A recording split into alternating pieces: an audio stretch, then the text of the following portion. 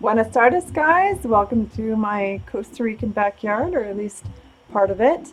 Today, I will be taking an old door that I've taken down from our old bedroom that I'll be replacing, and I'm going to be breaking it down and building a couple of bedside tables out of it. I practiced yesterday doing this and making a TV stand, and that turned out pretty well. So we're gonna work on that today, and I decided to bring you along. So enjoy, and don't be alarmed, I have some chickens back there. We'll see how we do. My makeshift workshop here. I don't have a workshop yet. I'll be building one, but probably not till next year. So in the meantime, my rancho and my backyard is my workshop.